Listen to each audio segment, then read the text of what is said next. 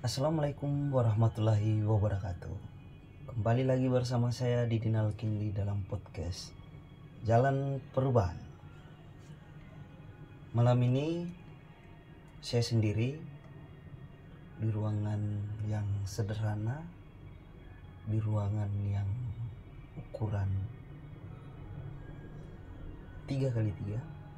Podcast Jalan Perubahan kita akan membahas terkait dengan satu isu yang sedang diperbincangkan oleh masyarakat lokal dan masyarakat dalam tingkatan nasional, tetapi sedang diperbincangkan pula oleh masyarakat internasional. Isu apakah itu? Tentu isu terkait dengan Raja Ampat. Kita membahasnya secara santai sambil minum kopi, sambil isap rokok, kawan-kawan. Karena ini adalah satu isu yang cukup menarik. Kenapa dengan Raja Ampat? Raja Ampat adalah salah satu daerah yang ada di Papua Barat Daya. Raja Ampat adalah salah satu tempat yang dikenal dengan wisatanya yang cukup memanjakan mata semua orang yang melihatnya. Kenapa Raja Ampat?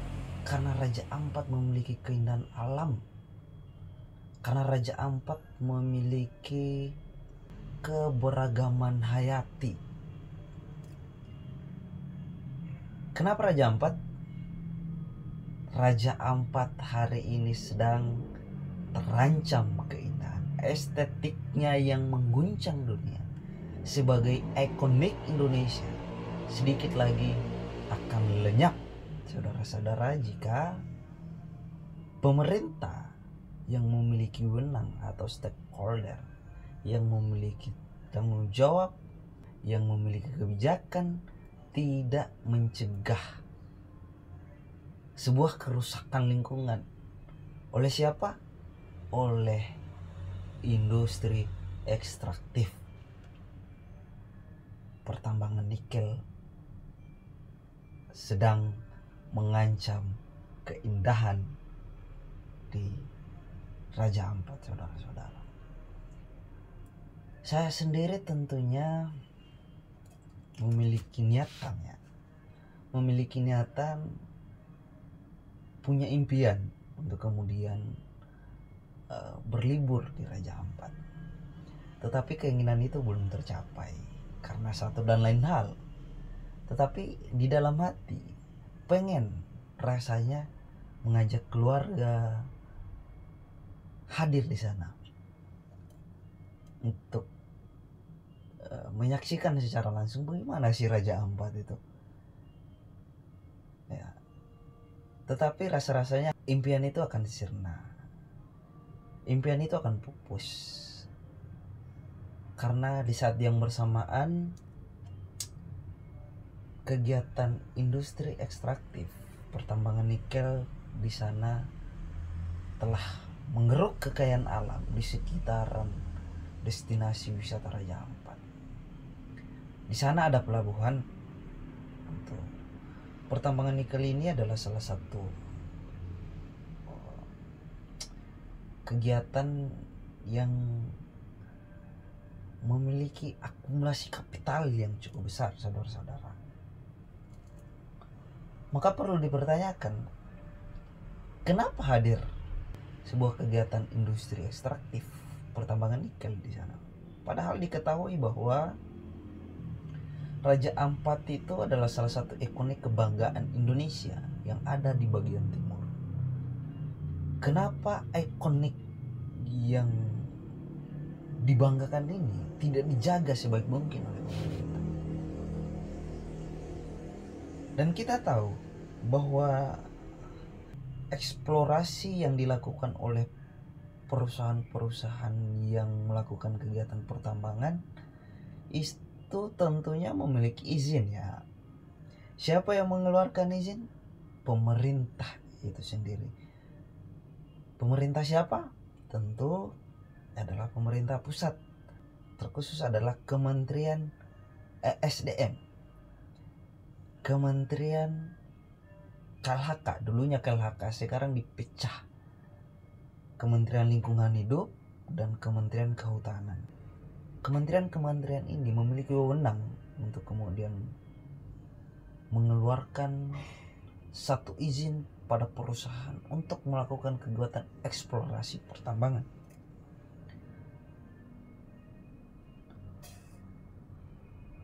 Sangat disayangkan bahwa satu anugerah Tuhan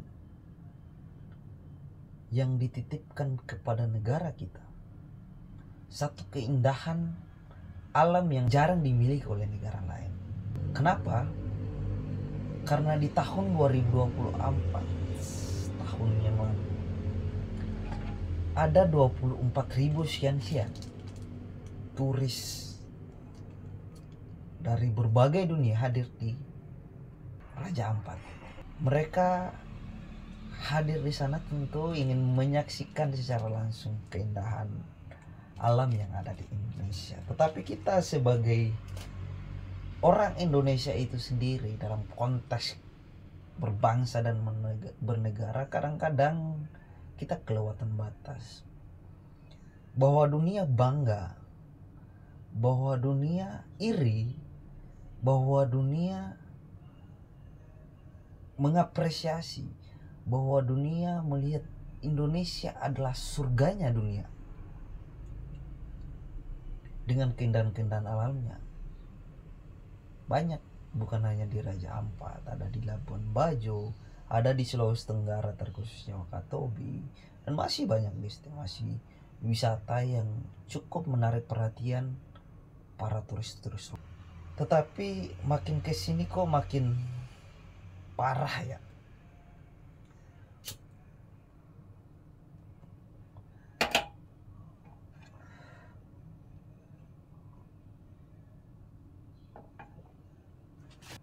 Kalau kita bicara pada persoalan ini, kemudian lahir sebuah diskusi yang cukup panjang.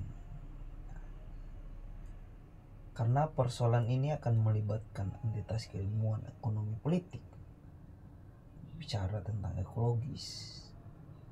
Bagaimana kepakan sayap kupu-kupu yang ada di Sungai Nil itu akan mempengaruhi terjadinya kebakaran di hutan Amazon.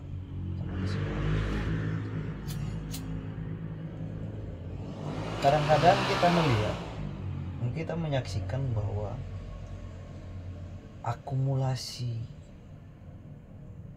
kapitalis itu menghantui seluruh kebanggaan kita.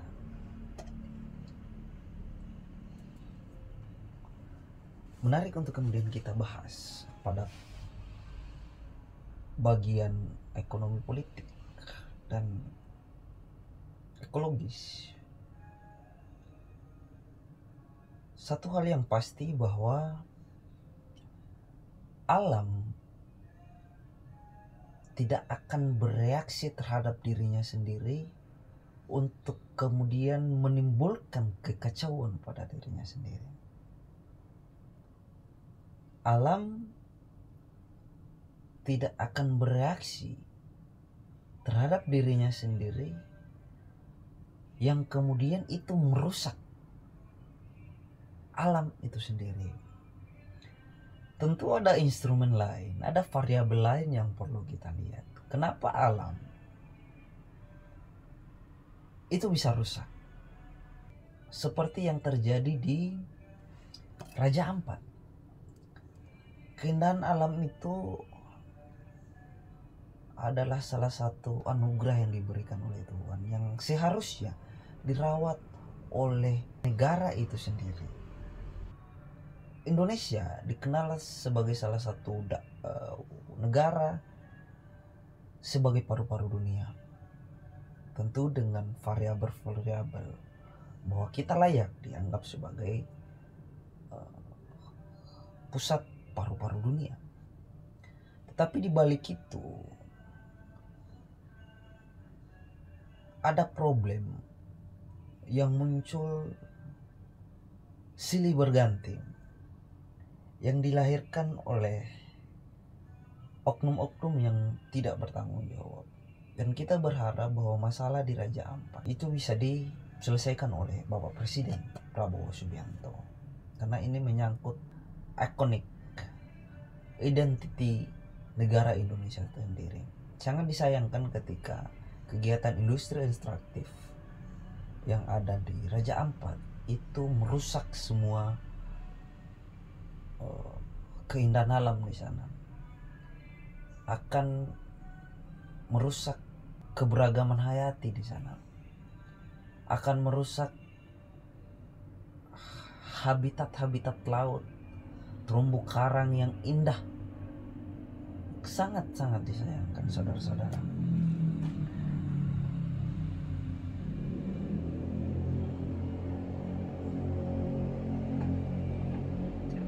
Ada sebuah kebijakan yang harus dilakukan oleh pemerintah pusat dalam mencegah parahnya sebuah kerusakan lingkungan yang ada di Raja Ampat. Jika di Raja Ampat tidak bisa diselesaikan oleh pemerintah, maka hipotesis saya, kita jangan harap di daerah-daerah lain yang ada di Indonesia ini itu bisa dijaga oleh negara. Bagaimana kemudian kondisi yang ada di Sulawesi? Bagaimana kemudian kondisi yang ada di Maluku? Bagaimana kemudian kondisi yang ada di Kalimantan? Bagaimana kemudian kondisi yang ada di Papua dan daerah-daerah lain? Jikalau kemudian kebijakan itu melahirkan satu kebermanfaatan umat bagi bangsa Indonesia itu sendiri, bisa melahirkan yang namanya kesejahteraan, bisa melahirkan yang nama keadilan, no problem. Tetapi hal itu kadang-kadang kita tidak temukan dalam sebuah kegiatan atau sebuah kebijakan ataupun sebuah pengelolaan sumber daya alam.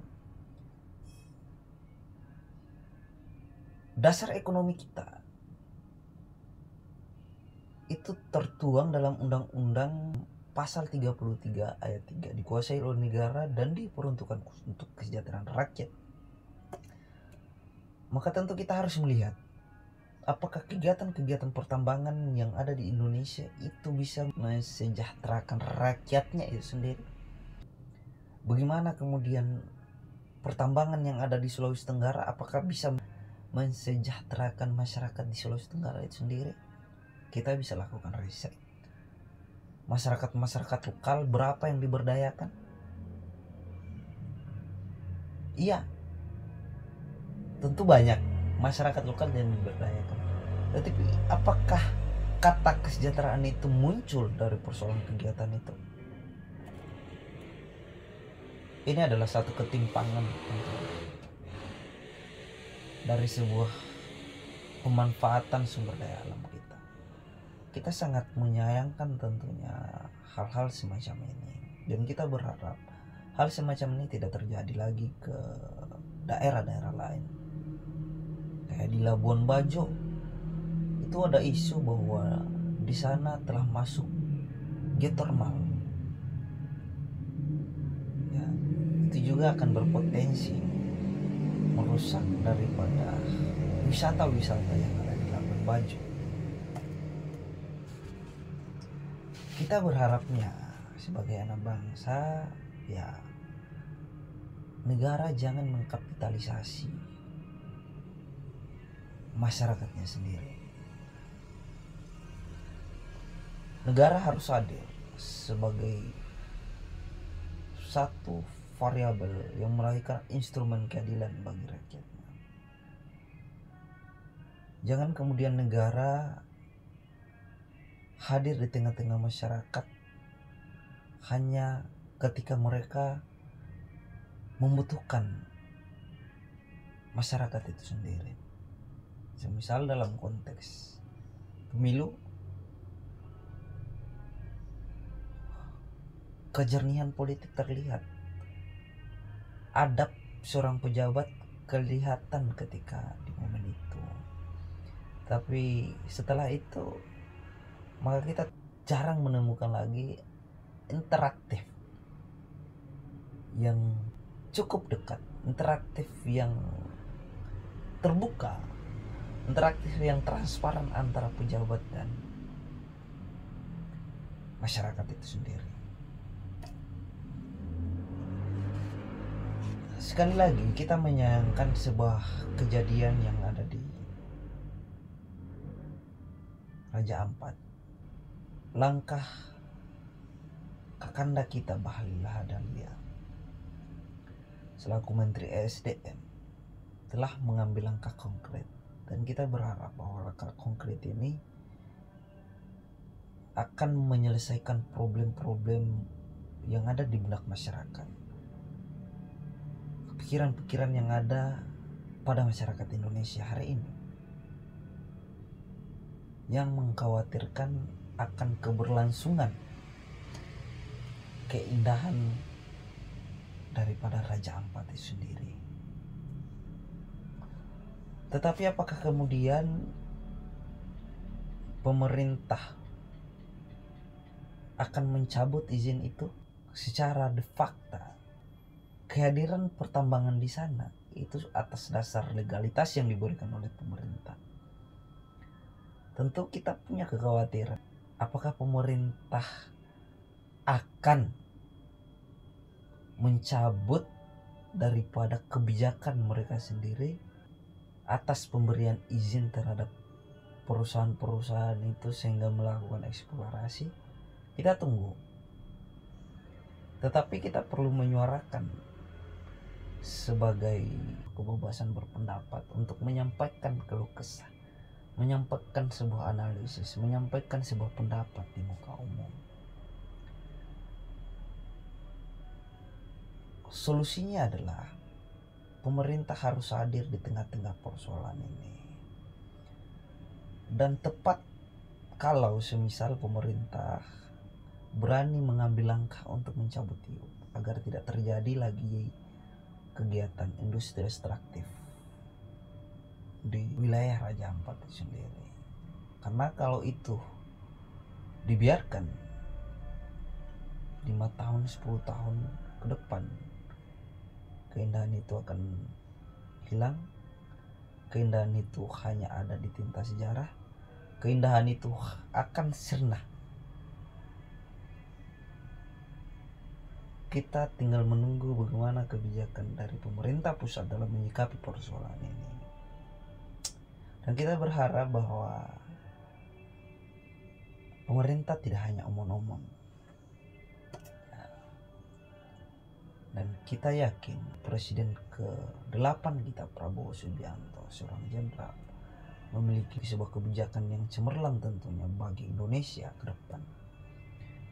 Akan menjadikan negara Indonesia sebagai negara dari berkembang menuju ke hal yang maju. Bagaimana caranya? Ya, kebijakannya harus tepat dalam berbagai konteks, baik itu pengelolaan sumber daya alam, pelayanan publik, termasuk pada persoalan geopolitik dunia, diplomasi, membangun diplomasi dengan negara-negara lain. Dan beberapa kesempatan memang Prabowo keras pada persoalan hal-hal pertambangan. Beliau mengecam sebuah tindakan yang merugikan banyak masyarakat di Indonesia. Tentu pada kasus ini kita berharap bahwa Bapak Prabowo bisa hadir di tengah-tengah problem yang sedang diperbincangkan oleh masyarakat internasional ataupun masyarakat nasional yang ada di Indonesia, untuk segera menyelesaikan persoalan ini agar Raja Ampat bisa terselamatkan. Ya. Karena kalau tidak demikian, maka para korporat itu akan menghasilkan money di balik sebuah kegiatan yang mereka lakukan. Tetapi kita masyarakat hanya akan menikmati debu-debunya, menikmati kerusakan lingkungannya, menikmati sisa-sisa dari kegiatan-kegiatan itu, ya, apa yang bisa dilakukan oleh masyarakat ketika negara sudah mengizinkan persoalan itu? Masyarakat hanya bisa berteriak bahwa ini adalah sesuatu yang buruk. Dan lagi-lagi pemerintah harus sadar akan posisi mereka, bukan sebagai raja yang kebijakannya tidak bisa diganggu gugat, tapi dalam demokrasi, dalam sistem demokrasi yang kita anggap sebagai sistem pemerintahan terbaik hari ini di dunia, rakyat juga punya kontribusi terhadap pembangunan negara itu sendiri. Rakyat juga punya keluasan untuk mengungkapkan sesuatu yang baik bagi masyarakat itu sendiri dan mengkritik sebuah kebijakan yang tentu buruk untuk masyarakat itu sendiri. Kita tunggu dan kita berharap bahwa apa yang terjadi di Raja Ampat itu tidak terjadi di daerah-daerah lain. Dan kita berharap bahwa Presiden Prabowo Subianto itu bisa menyelesaikan problem ini sebelum semua itu dicatat oleh sejarah. Sekian dan terima kasih.